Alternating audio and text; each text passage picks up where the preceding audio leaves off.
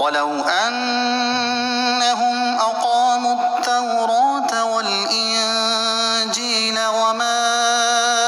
أُنزِلَ إِلَيْهِم مِّن رَّبِّهِمْ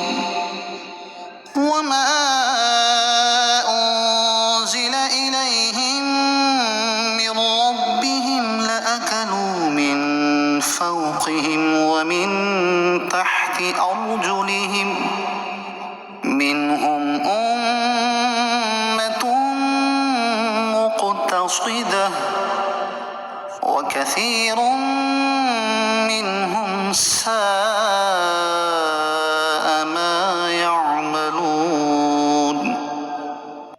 اور اگر وہ تورات اور انجیل اور جو کچھ ان کی طرف ان کے رب کی طرف سے نازل کیا گیا اسے قائم کر لیتے تو انہیں ان کے اوپر سے اور ان کے قدموں کے نیچے سے رزق ملتا۔ ان میں ایک گروہ اعتدال کی راہ والا ہے اور ان میں اکثر بہت ہی برے کام کر رہے ہیں۔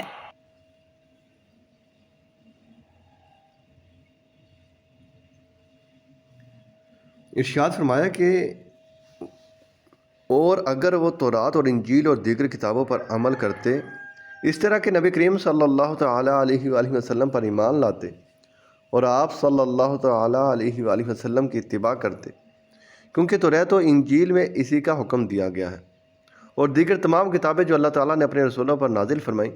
سب میں امام الانبیاء صلی اللہ تعالیٰ علیہ وآلہ وسلم کا ذکر اور آپ صلی اللہ تعالیٰ علیہ وآلہ وسلم پر ایمان لانے کا حکم ہے۔ تو اگر وہ اس حکم پر عمل کر لیتے تو انہیں ان کے اوپر سے اور ان کے قدموں کے نیچے سے رزق ملتا، یعنی رزق کی کثرت ہوتی اور ہر طرف سے انہیں رزق پہنچتا۔ اس آیت سے معلوم ہوا کہ دین کی پابندی اور اللہ تعالیٰ کی اطاعت و فرما برداری سے رزق میں وسعت پیدا ہوتی ہے۔ حضرت ابو اسحاق حمدانی رضی اللہ تعالیٰ عنہ سے مروی ہے، نبی کریم صلی اللہ تعالیٰ علیہ وآلہ وسلم نے ارشاد فرمایا،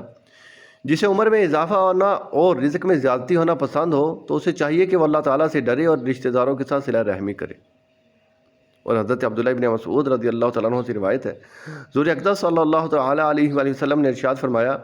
اے لوگو، جو چیز تمہیں جنت کے قریب اور جہنم سے دور کر سکتی ہے اس کا میں نے تمہیں حکم دے دیا، اور جو چیز تمہیں جہنم کے قریب اور جنت سے دور کر سکتی ہے اس سے میں نے تمہیں منع کر دیا۔ بے شک روح الامین علیہ السلام نے میرے دل میں یہ بات ڈالی ہے کہ کوئی جان اس وقت تک مرے گی نہیں جب تک وہ اپنا رزق پورا نہ کر لے، لہٰذا تم اللہ تعالیٰ سے ڈرو اور اچھے طریقے سے رزق طلب کرو۔ رزق کا آہستہ پانا تمہیں اس بات پر نہ ابھارے کہ تم اللہ تعالیٰ کی نافرمانی کے ذریعے رزق طلب کرنے لگو،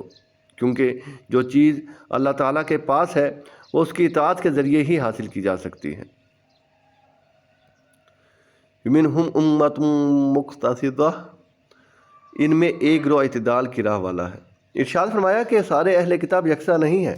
بلکہ بعض اعتدال پسند ہیں اور وہ حد سے تجاوز نہیں کرتے۔ یہ یہودیوں میں سے وہ لوگ ہیں